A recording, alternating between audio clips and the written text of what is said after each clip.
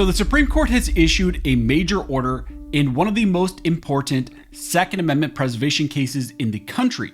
The court has officially denied emergency review in a critical Second Amendment preservation challenge, which is a very big setback for this effort. But this case is not yet over, and what happens next may still determine whether a state can put in place a Second Amendment preservation law. So let's talk about what is happening now with this critical case. Now, before we jump into this video, if you want to support the channel, one of the best ways to do that is simply to subscribe. Of course, subscribing to the channel helps it to grow. You can also click the like button on this video, and that just tells the algorithm that you appreciate this content and it should share it to more people. I also want to thank one of the main supporters of this channel, which is 1st Phorm. You guys know that 1st Phorm is an amazing company. They're pro-freedom, pro-America. They support the Second Amendment, and they have amazing supplements. So maybe if you're on a health journey like me, you're trying to get healthier, work out more, check them out using the links down below. I highly recommend their protein powder. And also, if you use that link and you order any supplements, you can get a free 5-pack of protein sticks.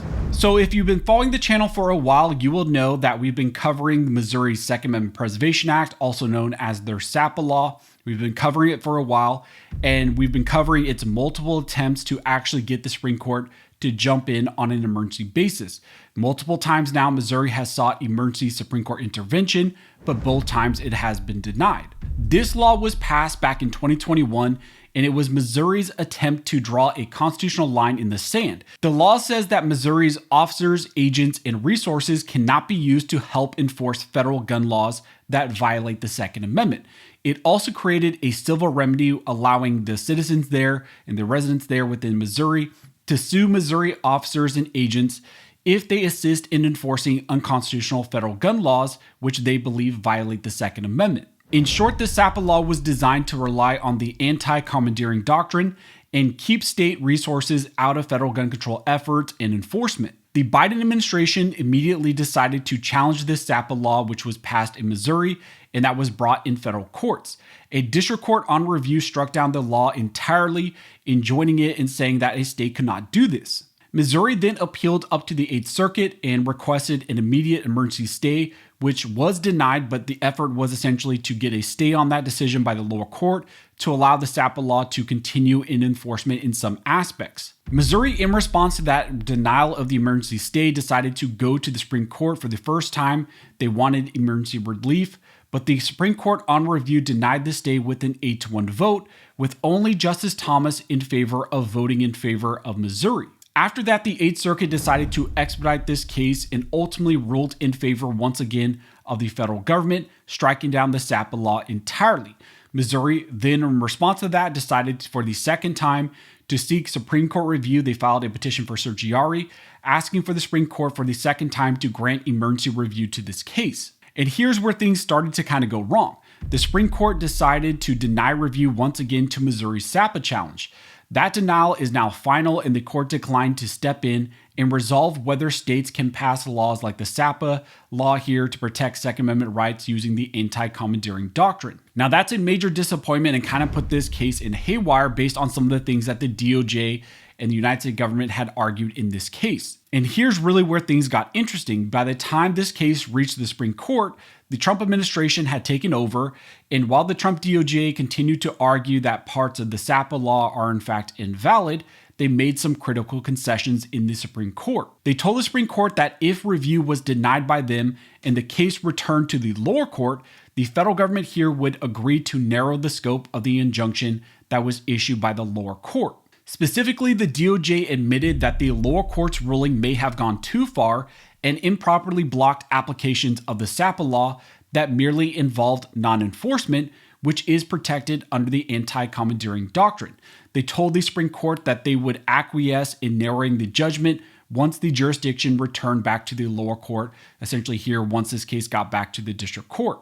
Now, after the Trump administration made these arguments in the Supreme Court, Missouri did warn the Supreme Court about this type of scenario. They warned about potentially what could happen. They argued that the DOJ's concessions were exactly the reason why the Supreme Court should grant review and not deny this case. They also expressed concerns that once review was denied by the Supreme Court, the federal government might still not uphold on that promise. They might not follow that promise, and it could cause issues down the road. Unfortunately, the Supreme Court took the DOJ at its word and denied review to this case. Now, here's the problem, and this is kind of signaled exactly by what Missouri raised to the Supreme Court.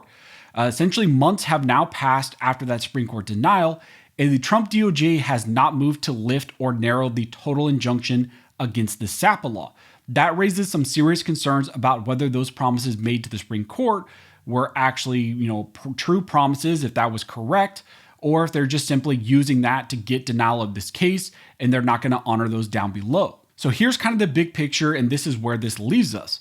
The Supreme Court has once again declined to step in on a major Second Amendment case, this one dealing with Missouri SAPA law, and that SAPA law remains blocked because of that lower court ruling and the denial by the Supreme Court. But the federal government has publicly conceded that parts of the lower court ruling, the total injunction, may be unlawful and overly broad. That means that there still is a path forward if the DOJ follows through and allows the lower court to narrow that injunction. This case now shifts back to the lower court, to the district court, and what happens next will depend heavily on whether the administration actually keeps their word and sticks to those promises and the statements that they made to the Supreme Court about narrowing some of that lower court judgment. So here's what happens next. The Supreme Court has officially notified both the 8th Circuit and the Missouri District Court that the cert here has been denied. That puts the ball back in the hands of the lower court, and Missouri can now seek to have parts of the injunction lifted. And the DOJ now has the opportunity to do exactly what it promised at the Supreme Court level. And, we will see soon if they're actually going to do that. One of the things with this is it's going to be revealing to see, what does the DOJ do if those assurance that they made to the Supreme Court was just simply a strategy to avoid Supreme Court review, or if they actually intend to do that. And if they do actually decide to release some of the total injunction, that would be huge for Missouri because some of the SAPA law would be allowed to move forward as this reaches a final merits decision by the lower court. So that's where this critical SAPA case currently stands in relation to what happened at the Supreme Court, the promises that were made by the DOJ, and now how this is moving forward. The Supreme Court, like I mentioned, denied review to this case. The law currently here in Missouri remains blocked, at least for now, but this case is not yet over. And the next phase actually may determine whether states can still protect Second Amendment rights through these type of laws that they pass, or if the Trump DOJ simply used that promise to avoid Supreme Court review, and they're not actually going to fulfill that promise at the lower court level. So as this develops, as we get more information, I will let you guys know. If you like this video and you would like to support the channel, one of the best ways to do that is simply to like, comment, and subscribe. All those things help to fuel the algorithm and just tells the algorithm you appreciate this type of 2A content and it should share it to more people. But as always, thank you so much for all of your support, and never forget this nation was built by armed scholars, and this nation will be maintained by armed scholars.